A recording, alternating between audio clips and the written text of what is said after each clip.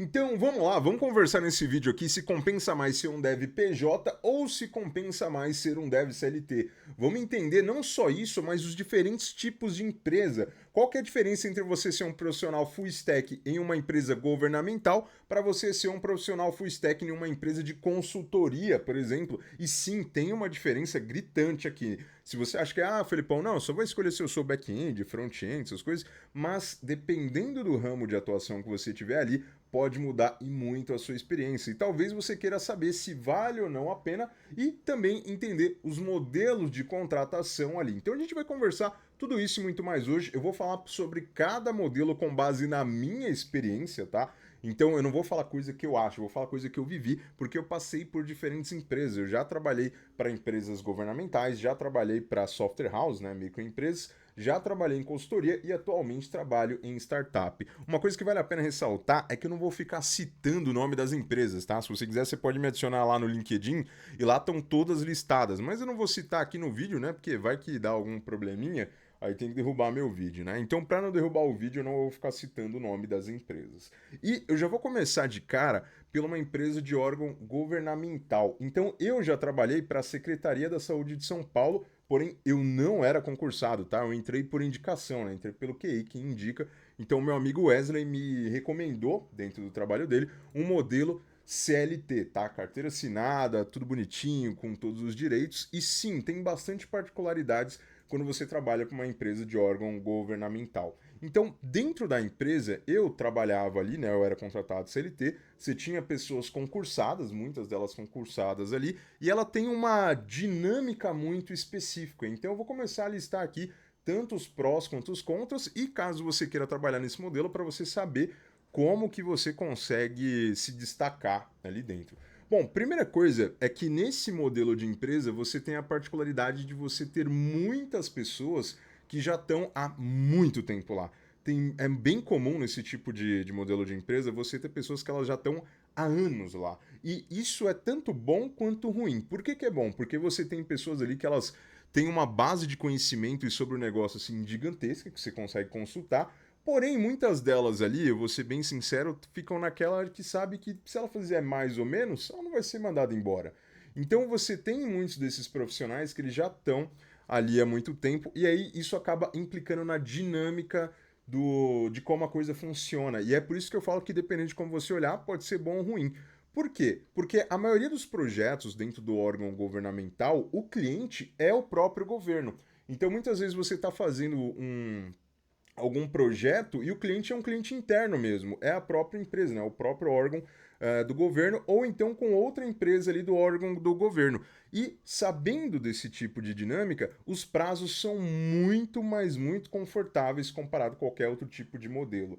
Então, de repente, se você é uma pessoa muito ansiosa, ou se você tem medo de prazo, assim, de dar ansiedade, essas coisas, que pode acontecer. Eu conheço pessoas que têm problemas de ansiedade, e esse tipo de modelo de negócio é um ambiente perfeito, né? Então eu tenho um amigo, por exemplo, que ele tem ataque de pânico. E esse tipo de modelo de negócio, eu sempre comento com ele que se encaixaria muito bem. Porque os prazos para os projetos são muito diferentes do que você vai encontrar no mercado. Então isso acaba sendo uma vantagem. Então, como o seu cliente é interno, você vai ver que tem projetos que às vezes a reunião começa agora, num mês, a conversa está acontecendo, e é comum você ter kickoffs assim que levam semanas. Porque muitas vezes tem um delay de resposta, tem muita coisa que você não pode simplesmente sair fazendo, não tem tecnologia, você não pode simplesmente pegar uma tecnologia nova, sair utilizando, você tem que ter homologação, então tem uma parte burocrática que você pode achar chato. E muitas vezes você vai olhar para as tecnologias dentro do ambiente e vai falar, pô, mas aqui só tem tecnologia ultrapassada, Felipão.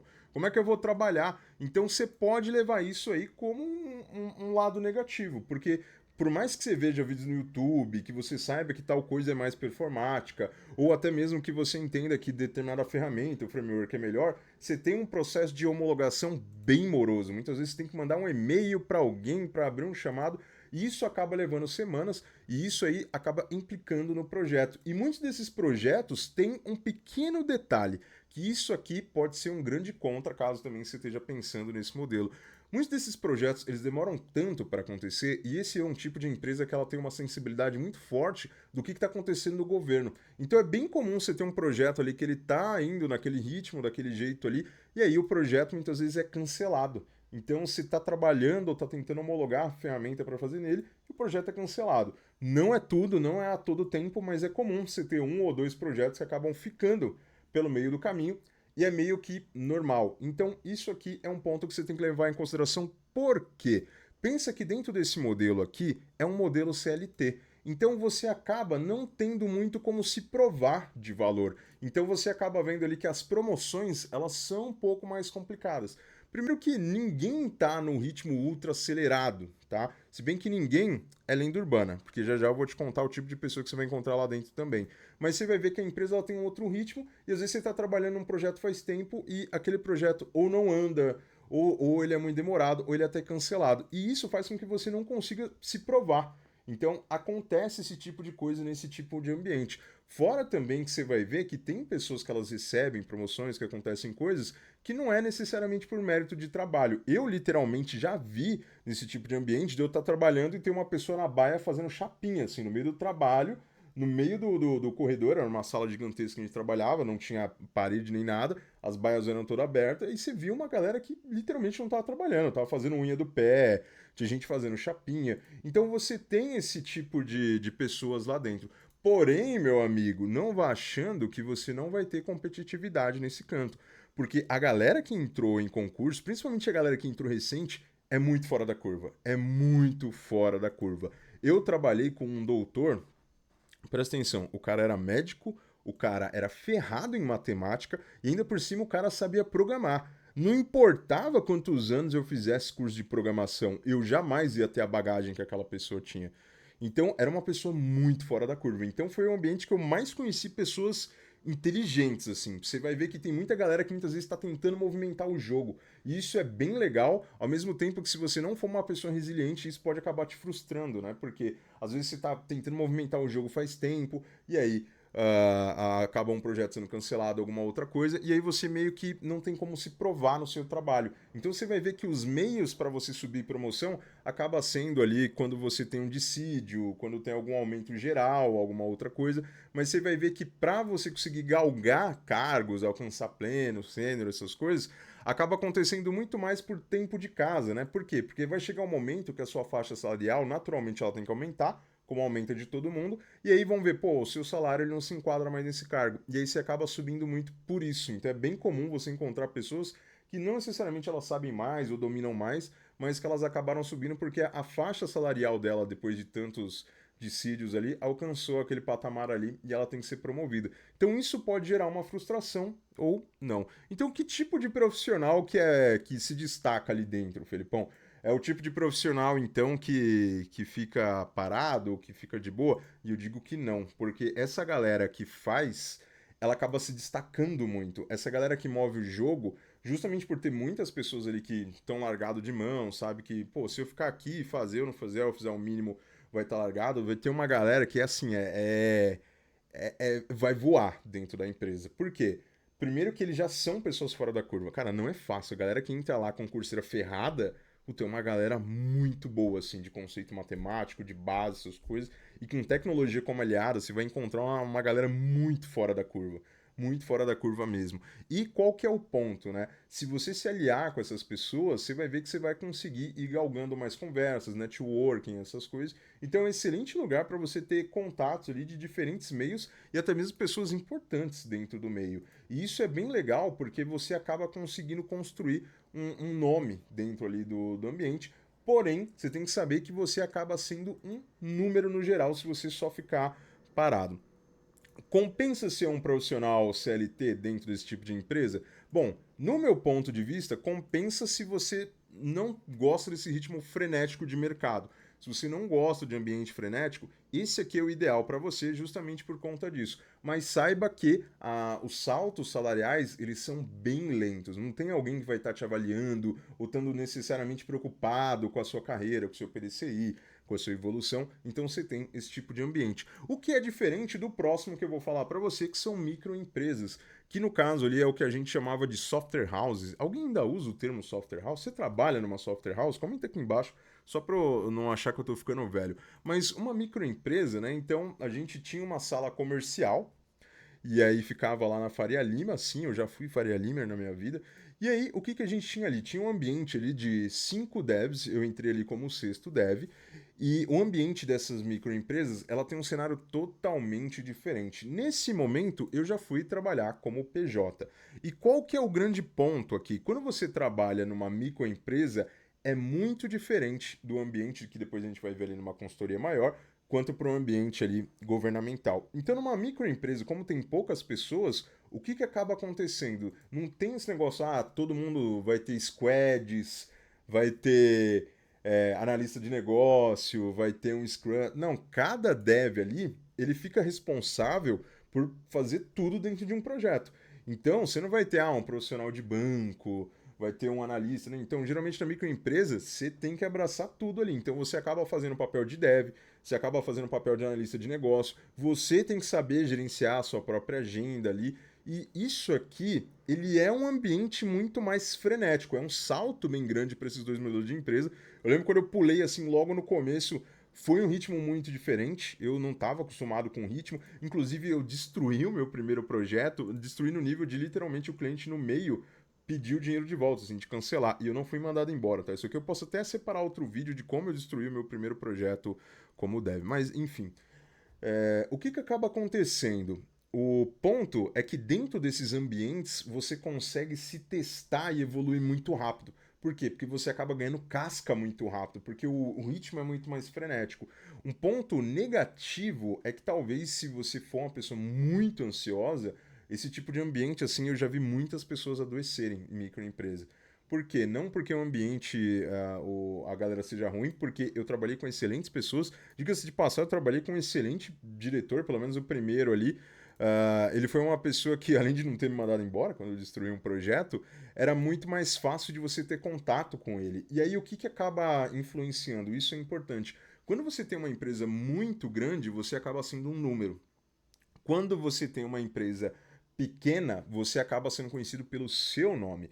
E numa microempresa é bem mais fácil das suas habilidades e os seus talentos, assim como suas falhas, se destacarem mais dentro do ambiente. Então, diferente da empresa ali onde eu estava trabalhando ali como CLT, dentro da Secretaria da Saúde, aqui eu já vim para o modelo PJ, né? Então eu vim ali pro MEI. Então, na época ali eu estava como MEI. E aí, o que, que acaba acontecendo? Foi muito diferente o ritmo também como eu fui evoluindo, tecnicamente, e também como uma promoção vai acontecer. Porque uma microempresa, ela não tem também um modelo de PDCI, um modelo de projeção de carreira, essas coisas. Não vai iludido com isso, tá? Se alguém for te prometeu isso aí numa microempresa, assim, se foi, a Morena te iludiria menos, tá? Mas o que, que acaba acontecendo? Muitas vezes eu ganhei aumento assim informal. Então eu lembro de uma vez que eu cheguei atrasado, né?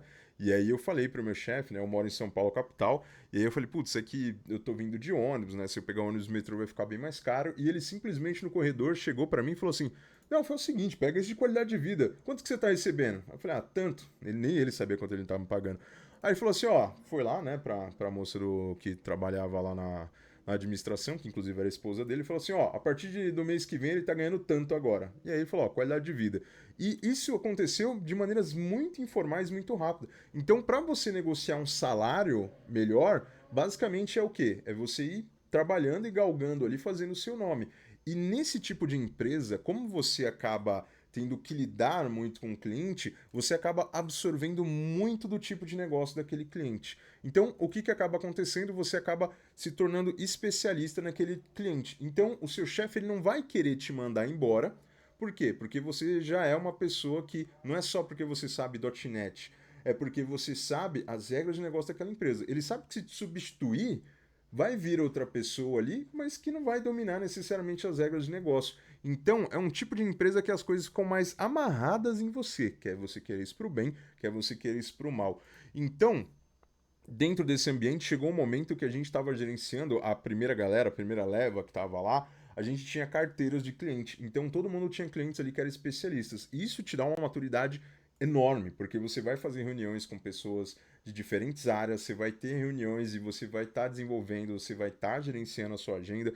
Então, você vai ganhar casca muito mais rápido e é um excelente ambiente. Foi lá onde eu entrei como júnior, galguei ali para pleno e depois sênior. Então é um excelente ambiente para você conseguir se desenvolver e até mesmo ali ter saltos salariais. Nesse momento, eu cheguei a orientar um time onde eu tinha dois profissionais júniores ali. E aí, você vai vendo que a coisa ela vai suplementando. Qual que é o grande lado ruim aqui? Se você pensou só no dinheiro, toma cuidado. Por quê?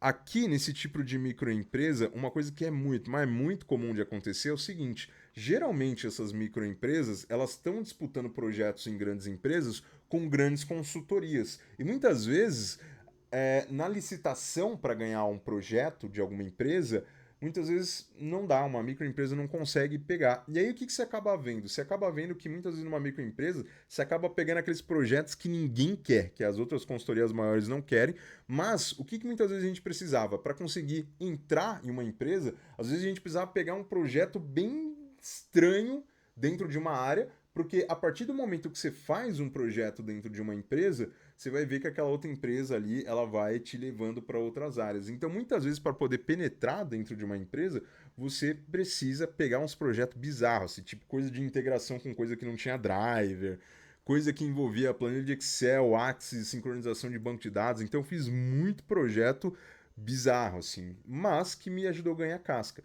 Então, isso aqui é uma coisa que você pode considerar ruim. Por quê? Porque é sempre uma disputa por projetos e muitas vezes para a consultoria conseguir pegar algum desses a microempresa, né, conseguir pegar algum projeto de uma grande empresa, você tem esse desafio de pegar projetos ruins. Outra coisa que você tem que levar em consideração é que muitas das vezes dentro de um modelo desse de microempresa, você vai acabar sobrecarregando você mesmo. É natural. Por quê? Porque muitas vezes você vai ter que codar, você vai ter que fazer reunião e você também vai ter que gerenciar muitas vezes agenda de múltiplos clientes. E como você está pegando projetos muitas vezes fora da curva, você não pode ficar escolhendo, eu trabalho com .NET, então não mexo com isso.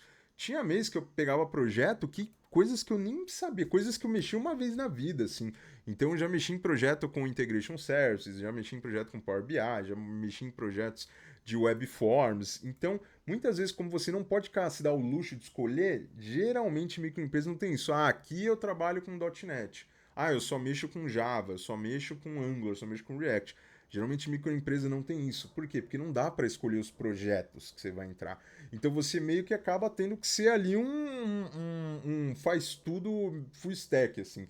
Numa semana, muitas vezes, você vai estar trabalhando com back-end, na outra vai ser full stack, na outra você vai estar mexendo com análise de dados. Então você tem esse tipo de cenário caótico, né? Não é uma coisa, vou estudar Java, se eu entrar numa microempresa, numa software house, eu só vou trabalhar com Java. Então isso não é bem assim que funciona. Já vá sabendo disso. Muitas vezes você vai ter estudado toda uma bagagem, você vai ser contratado, mas você vai ter que trabalhar com as demandas dos projetos que apareceram. Então, isso é um ponto. Porém, lembre-se, geralmente nesse tipo de modelo de empresa você vai acabar vendo PJ, né? Porque é bem conveniente, ainda mais para um microempreendedor ali. E aí, o que, que você vai acabar vendo? Você vai acabar vendo que você consegue dar saltos salariais e negociar, ainda mais quando você tem um tempo de casa maior, você já tem uma confiança maior, vai ficando cada vez mais caro para o seu chefe te substituir. Então, quando uma empresa ela não tem muitas pessoas, quando uma pessoa sai, você sente. Uma das coisas que eu sentia muito era quando algum par meu saía, porque muitas vezes eu não tinha para quem perguntar do lado. Então muitas vezes eu ficava travado e eu não conseguia perguntar muitas vezes pra galera do lado. E nem porque a galera era ruim, não, porque a galera era muito firmeza desse trampo. Porém, tava todo mundo ferrado muitas vezes. Então, às vezes, a pessoa tava cuidando uma carteira de dois, três projetos. Às vezes tinha alguém que estava com um profissional ali, um estagiário ajudando o estagiário, saía. Então, qualquer saída da empresa, você acaba sentindo e muito. Então, às vezes, alguém importante saía e aí você tinha que absorver aquele outro projeto. Então, você acaba virando ali um profissional que ele é meio, que eu falo que é marreta, né? Quando precisa de você, você tem que ir lá e bater no martelo. Então, assim, é um excelente lugar para você fazer o seu nome e conseguir ter saltos salariais, ainda mais se você trabalhar direitinho ali e for ganhando a confiança ali do seu chefe. O tipo de profissional que vai se destacar é o quê? É aquele que vai conseguir cuidar de clientes. O seu chefe quer te pagar não só para você codar, ele quer, se possível, coda, faz os projetos aí, mas cuida desse cliente aí que eu não quero dor de cabeça, eu só quero ver o dinheiro ali da receita. Então você acaba cuidando dos projetos dessa microempresa e vai ficando mais difícil de substituir, ao mesmo tempo também que isso vai vir pro bem ou pro mal. O outro tipo de empresa que eu vou falar aqui, e é o último nesse vídeo aqui, é o modelo de consultoria grande mesmo, tá? Então eu já trabalhei em duas consultorias que, assim, era de dar com pau, né? Você trazia dev de baseado e era muito diferente. E aí, qual que era o modelo ali de contratação? O modelo de contratação era PJ também. Então você vai ver que consultorias grandes, elas acabam contratando a maioria como PJ. Então, para não ter vínculo empregatício, o que, que muitas empresas acabam fazendo? Você entra numa consultoria e essa consultoria te aloca em outro cliente. No meu caso, o que, que eu fiz, né? Eu entrei numa consultoria, a primeira que eu fui trabalhar, e ela me alocou em um cliente que era um hub que atendia outros clientes. Então, essa empresa que eu trabalhei, ela me alocou em um hub que tinha só clientes automotivos, que é um tipo de cliente bem específico. Então, eu cuidava de diversos projetos ali que tinham que fazer coisas de tabulação, cuidava coisas de banco de dados, atualização de reporte gerencial, automações. Nossa, como eu fiz automação nessa vida. E aí, você acaba vendo que esse modelo de consultoria maior, se você tem alguém que não está dando 100%, tiver dando 90%, tem tanta gente muitas vezes, porque você vai trabalhar em células, você vai trabalhar em squads, que esse aqui talvez seja o modelo mais tradicional que você vai acabar ouvindo. Então, se não tiver alguém dando 100%, você vai ver que sempre vai ter um dev que está meio assim, mas vai ter alguém que vai estar ali que vai suprir aquilo. Diferente de uma microempresa que se você não estiver dando 100%, o negócio começa a cair, porque ninguém vai te ajudar. Dentro desse modelo aqui, você consegue ter mais suporte, você consegue ter mais ajuda. E é um excelente lugar também, né? Então, enquanto uma microempresa, você acaba sendo um profissional quase que obrigatoriamente generalista, nesse tipo de consultoria, você acaba tendo caixinhas mais bem divididas, né? Então, você acaba tendo um profissional back-end, um profissional front-end, você pode ser full stack, você também tem ali um tipo de profissional que muitas vezes acaba sendo um especialista de alguma coisa muito específica.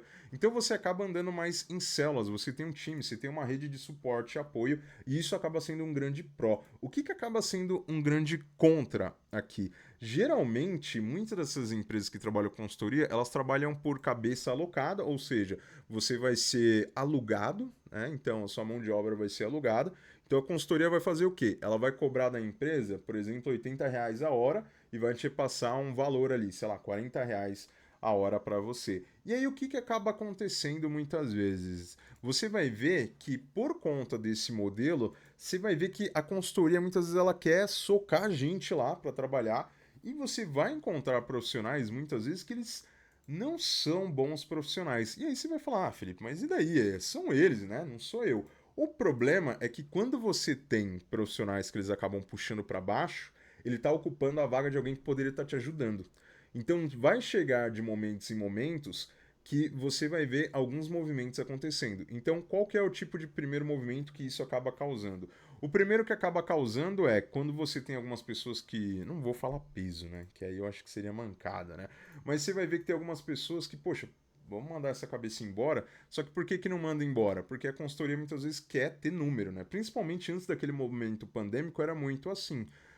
E aí você acabava tendo o time prejudicado, né? Por quê? Porque você tinha muitas vezes 5 caras bons ali no time e tinha uns 2, 3 ali que, né, não dava para contar tanto.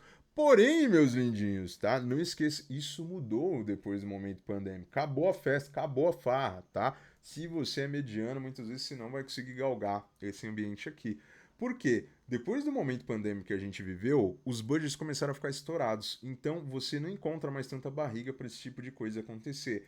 Então isso aqui acaba sendo uma coisa que você pode levar como contra também.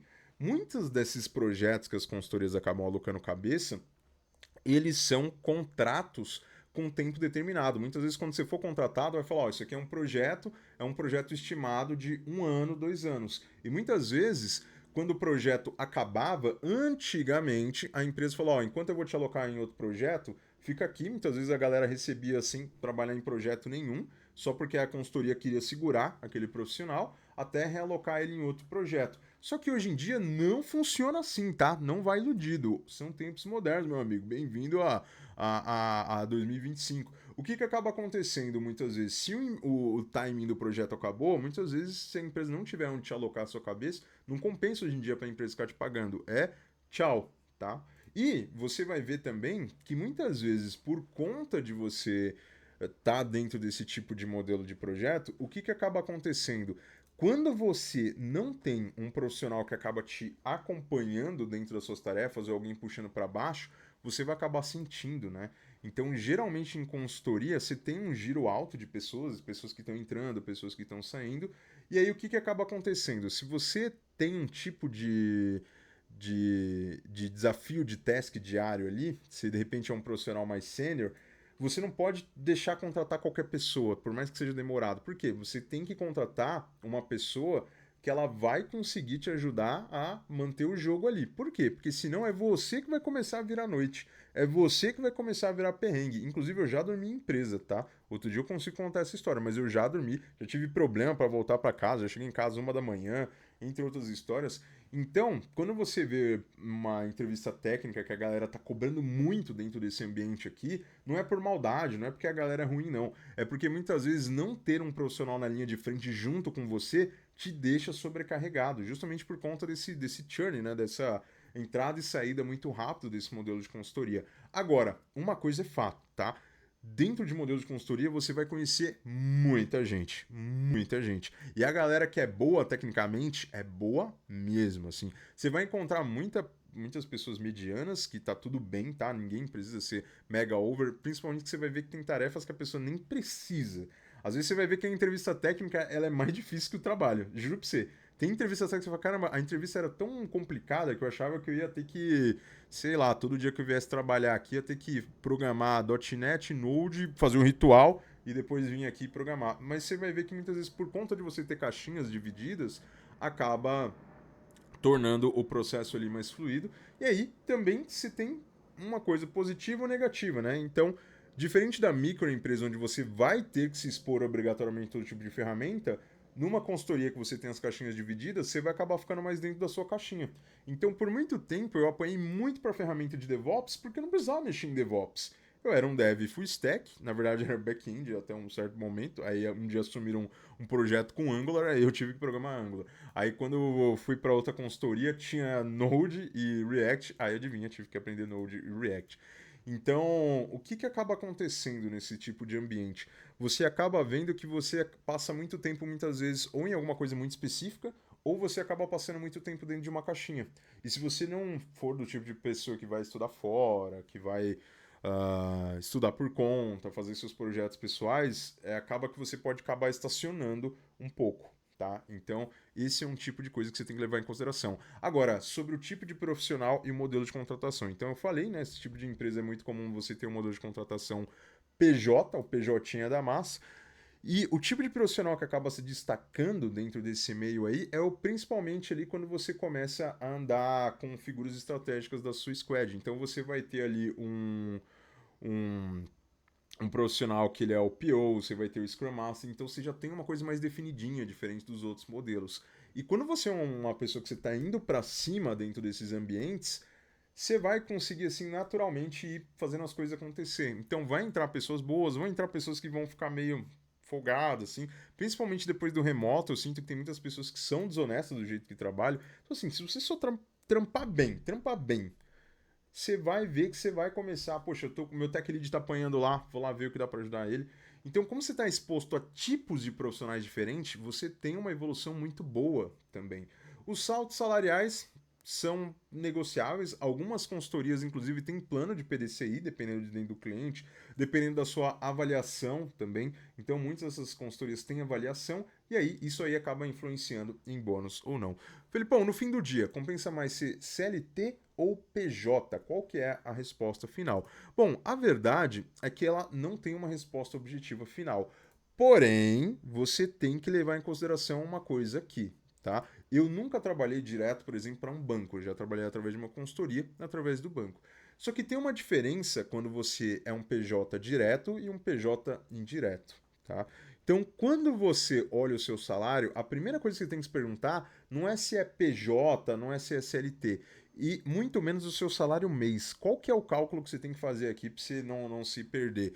Muitas vezes eu estava olhando o meu salário PJ e às vezes eu comparava com o de um CLT, que era contratado direto, e por mês eu tinha a impressão que eu ganhava mais. Por quê? Porque o valor bruto era maior. Porém, Como PJ também você vai pagar o valor ali do INSS, você vai pagar a sua DAS muitas vezes. Então você tem ali os seus impostos. Então aquele salário bruto muitas vezes é ilusão. Outras vezes também você vai ver que tem lugares que o profissional PJ ele não recebe 13º, então boa parte da minha vida ali como PJ eu não recebi 13º, e você também não tem participação de PLR. Muitas vezes contratado como consultoria terceirizada ali, você não tem PLR. Então o que, que acaba acontecendo? Às vezes você vai ver que vai ter uma pessoa que é PJ, que trabalha numa consultoria que tem um salário mensal maior, só que se você pegar o salário mês e comparar com alguém contratado direto, muitas vezes você vai achar que ganha mais. Porém, essa não é a melhor métrica para você olhar. O que eu recomendo você olhar é o salário ano, não mês. Porque muitas vezes você vai ver, poxa, eu estou trabalhando numa consultoria terceirizada para um banco. E aí você vai ter a sensação que você ganha mais que um profissional do banco. Porém, o profissional contratado pelo banco, apesar dele ganhar um pouco menos, ele tem 13º, ele tem muitas vezes bônus de férias e muitas vezes ele tem a PLR. Então, eu já tive casos de pessoas que eu conseguia conversar, pessoas que eu me aproximei ali, que se eu olhasse no mês, dava a impressão que eu ganhava mais. Mas se você olhava o ano fechado, é assim, era como se a pessoa ganhasse uma diferença absurda, assim, de quase 3, 4 meses a mais do que eu, assim. Então, muitas vezes, o interessante não é você olhar o valor mês. Toma cuidado que muitas vezes você vai olhar o valor bruto e vai achar que está arrasando e você vai ver ali na ponta do lápis ali que pelo que você vai pagar de imposto ou contador ou outra coisa e por não ter nenhum tipo de benefício extra, né? Às vezes você não tem vale alimentação, não tem um suporte de transporte, entre outras coisas que vai ter que sair do seu bolso, você vai ver que você não ganha aquele salário bruto. Aquele salário bruto às vezes pode ser ilusório, então toma cuidado. Então não tem um modelo certo ou errado. O errado é você tentar comparar o salário mês e não olhar o salário ano. Pode ver, inclusive, que muitas vagas na gringa elas são vistas pelo salário ano, não salário mês. Porque pode acontecer. Inclusive, eu vivi e também já vi casos de o salário PJ como uma terceirizada de consultoria parecer maior, mas quando você olha os bônus, 13º e outras coisas ali, você vê que o salário ano era diferente, assim, gritante, assim, de questão de 4 meses. Tinha pessoa que recebia 3, 4 PLR quando eu trabalhava em coisa de banco. Então dá uma diferença sim. E eu prefiro olhar muito mais hoje o salário ano. Eu atualmente trabalho em uma startup, porém isso eu vou deixar para outro vídeo, afinal também é um tipo de modelo de empresa muito diferente do que eu já trabalhei e também tem particularidades ali na minha atuação. Mas me fala aí, o que você prefere, trabalhar com PJ ali ou trabalhar de CLT e que tipo de empresa você acredita que você se encaixaria melhor? Se você tem alguma coisa para complementar, alguma dica, deixa aqui nos comentários, tá? E se você gostou desse vídeo aqui, dá uma olhada nesse outro aqui, ó, porque eu conversei um pouco mais para você continuar evoluindo.